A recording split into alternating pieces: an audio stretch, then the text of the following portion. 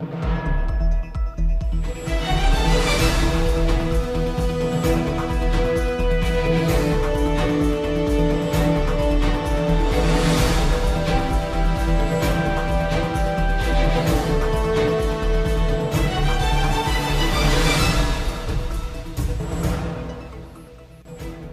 Manimontois invités à adopter l'accès citoyen avant une potentielle grève postale. Un premier salon des vins et spiritueux à Montmagny couronné de succès. Les festivals trad, piliers vivants de la culture québécoise.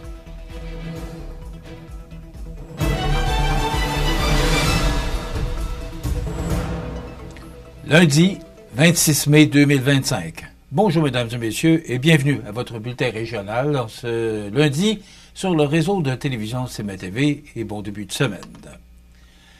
La ville de Montmagny lance un appel à tous ses citoyens et entreprises à l'effet qu'il serait temps de créer leur accès citoyen pour profiter pleinement des nombreux services municipaux disponibles en ligne. En effet, cette initiative devient d'autant plus pertinente alors qu'une nouvelle grève chez Poste Canada pourrait survenir sous peu, risquant de perturber la réception de documents importants. Grâce à la plateforme en ligne accessible via le site officiel ville.montmagny.qc.ca, les Manimontoises et Manimontois peuvent gérer plusieurs démarches municipales sans se déplacer. Qu'il s'agisse de s'inscrire à une activité de loisir, de consulter un compte de taxe ou encore de faire une demande de permis, tout est centralisé sous un même outil, l'accès citoyen. Créer un compte est simple. Il suffit de visiter la section services en ligne du site web de la Ville sous l'onglet Citoyen. En cliquant sur le service désiré, on est automatiquement redirigé vers la plateforme. Voilà où l'on peut ensuite sélectionner Créer un compte et remplir les champs requis. Une fois le compte activé, les usagers peuvent accéder à divers onglets selon leurs besoins. Sous Propriété, on peut entrer les informations de l'avis d'imposition 2025, incluant le numéro de matricule, le numéro de compte et le montant du premier versement, pour consulter son compte de taxe en tout temps et s'abonner à la réception virtuelle des prochains avis. Sous l'onglet Loisirs, les inscriptions aux activités récréatives sont facilitées, tandis que Demande en ligne permet de soumettre plusieurs types de demandes, comme celles pour des permis de construction ou de rénovation.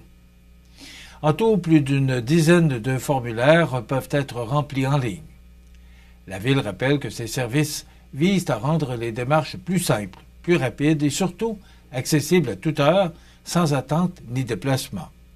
Un avantage considérable surtout dans un contexte de perturbation postale. Pour ceux et celles qui auraient besoin d'assistance ou de renseignements supplémentaires, le personnel municipal est disponible au 88 248 3361 pour répondre à toutes les questions. Montmagny continue donc de moderniser ses services et invite la population à faire le pas vers le numérique dès maintenant. La première édition du Salon des vins et spiritueux de Montmagny, tenu le 15 mai dernier, a connu un succès retentissant en rassemblant un large public d'amateurs de découvertes gustatives. L'événement, organisé par le conseil d'administration de la Maison des Jeunes de Montmagny, a permis d'amasser la coquette somme de 8 400 $, une contribution précieuse qui sera entièrement versée à l'organisme pour soutenir ses activités destinées aux adolescents de la région. Cette soirée, placée sous le signe de la convivialité, de la découverte et de la générosité, a permis aux visiteurs de goûter à une grande variété de produits offerts par des exposants passionnés, tout en appuyant une cause qui touche le cœur de la communauté. Le président du conseil d'administration, Jesse Croteau, s'est dit fier et ému par la réponse enthousiaste du public. La participation massive et le soutien de nos partenaires démontrent à quel point notre communauté est engagée envers sa jeunesse, a-t-il souligné avec reconnaissance. L'ambiance festive, les échanges avec les producteurs, les dégustations raffinées et l'accueil chaleureux ont contribué à faire de cette première édition un événement mémorable pour tous les participants. Les organisateurs saluent l'implication remarquable des bénévoles, des exposants et des commanditaires, sans qui une telle réussite n'aurait pas été possible. La Maison des jeunes de Montmagny, qui offre aux adolescents un milieu de vie stimulant, sécuritaire et enrichissant, pourra, grâce à cet appui financier, continuer à remplir sa mission de façon encore plus dynamique et inclusive.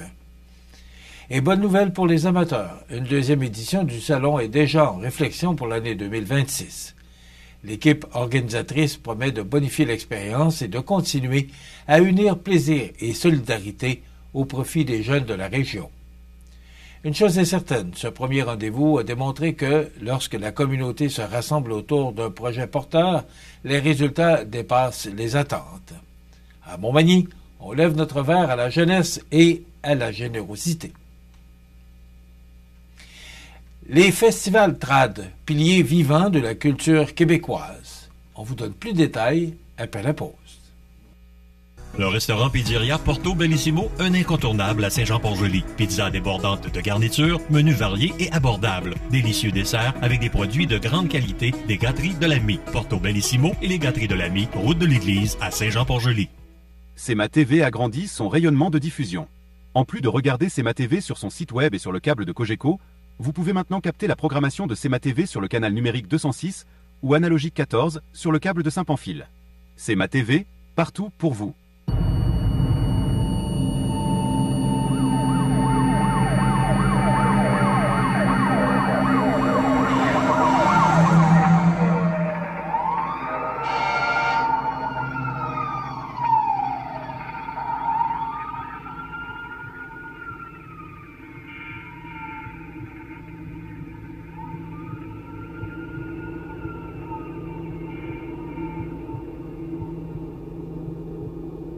Vous regardez CMA TV, le réseau de l'information sur la Côte-du-Sud.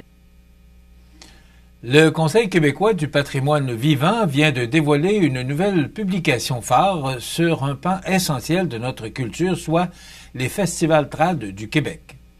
Intitulé « Les traditions culturelles du Québec » en chiffres volume 10, ce document brosse le portrait de 22 festivals majeurs centrés sur les arts de la tradition orale, à partir de données récoltées par un sondage mené en 2023-2024.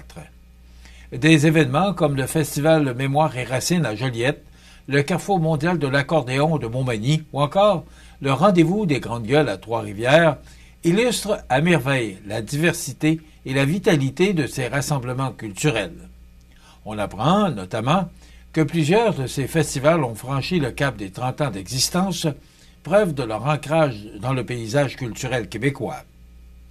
Créé en 2017, le réseau Festival Trad de Québec est une initiative du Conseil québécois du patrimoine vivant, joue un rôle de catalyseur. Il soutient la croissance de ces événements en favorisant leur mise en réseau et renforçant leur rayonnement.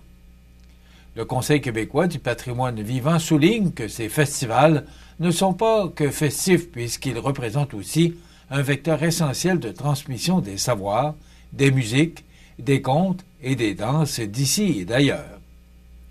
Ce 10e volume vise autant à faire connaître le dynamisme de ce secteur qu'à interpeller les partenaires publics et privés pour mieux soutenir son développement.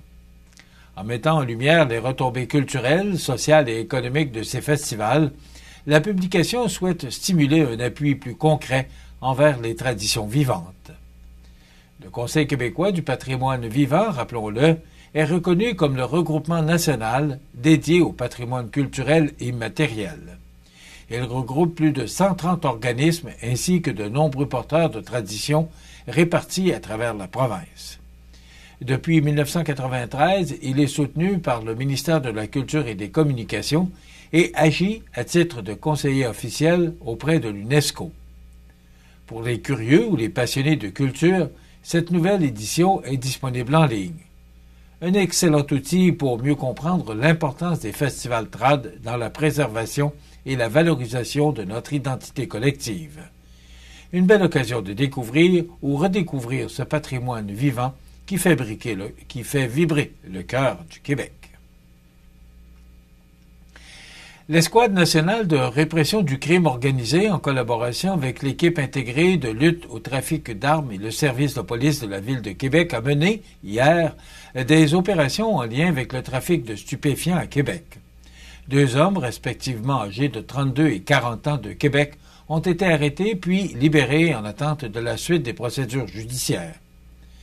Rappelons que les 18 et 19 février derniers, plusieurs perquisitions avaient eu lieu dans les résidences et véhicules utilisés par les membres de ce réseau qui opèrent sous l'égide des Hells Angels du chapitre de Québec, et ce, dans les régions de la capitale nationale, de Chaudière-Appalaches, des Laurentides et du Bas-Saint-Laurent. Les perquisitions dans 2 résidences ainsi que dans les véhicules des 2 individus arrêtés ont permis la saisie, entre autres, de plus de 140 000 $ canadiens, un pistolet calibre 9 mm, une carabine de calibre 22, une carabine de calibre 308, un fusil de calibre 12 ainsi qu'un lot de munitions. 8 cellulaires, dont un crypté, ainsi qu'un ordinateur portable. Une arme à impulsion électrique et une bonbonne de poivre de Cayenne. 3 couteaux prohibés, un poing américain et une arbalète. L'Escouade nationale de répression du crime organisé a pour mandat de s'attaquer spécifiquement aux têtes dirigeantes du crime organisé, dont les membres en règle des Hells Angels. L'Énerco-Québec est composé de policiers de la Sûreté du Québec, du service de police de la Ville de Québec, ainsi que du service de police de Lévis. Toute information en lien avec le trafic, la distribution, la vente ou la possession de stupéfiants peut être communiquée confidentiellement à la Centrale de l'information criminelle de la Sûreté du Québec au 1-800-659-4264.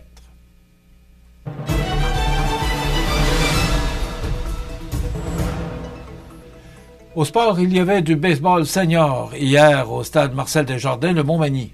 En effet, le Pro-Lemieux Pro-Mutuel Côte-Sud affrontait les Patriotes de Québec en fin d'après-midi dimanche et le club local s'est incliné par la marque de 9-5. Les Patriotes ont débuté en force dès la première manche avec 2 circuits bons pour 5 points. Ce fut assez pour le club visiteur pour conserver l'avance jusqu'à la toute fin du match. Le joueur du match est allé au lanceur Jason Blais qui est venu en relève pour les 6 dernières manches. Soulignons une belle performance de Martin Bernard, 3-4, et de Philippe Landois, 2-3 pour l'offensive. Montmagny sera le club visiteur puisqu'il sera sur la route pour les 2 prochaines parties et sera de retour à domicile le vendredi 6 juin dès 20h. Enfin, les Oilers d'Edmonton ont remporté une victoire facile de 6-1 contre les Stars de Dallas dans la Ligue nationale de hockey lors du 3e match de la finale de la conférence de l'Ouest disputée au Rogers Place à Edmonton dimanche, alors que Connor McDavid et Zach Hyman ont chacun marqué 2 fois pour les Oilers. Edmonton mène maintenant la série 2-1, alors que le 4e match sera présenté mardi soir à 20h. Et ce soir, les Panthers de la Floride tenteront d'éliminer les Hurricanes de la Caroline qui tirent de l'arrière 0-3 dans cette finale de conférence. Voilà ce qui complète votre bulletin d'actualité en ce lundi du 26 mai 2025. Dans un moment, les prévisions beaucoup plus agréables de la météo. On recommence à travailler. Je vous souhaite de passer une excellente journée.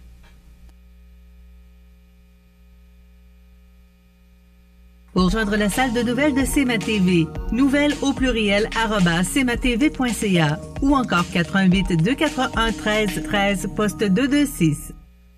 La météo, une présentation du restaurant à la Rive, un incontournable à Montmagny. Le restaurant à la Rive, un incontournable à Montmagny. C'est la place pour déguster un délicieux repas dans notre magnifique salle à manger ou sur le pouce à notre casse-croûte. Rue Saint-Louis ou par livraison, le restaurant à la Rive ou restaurantalarive.com.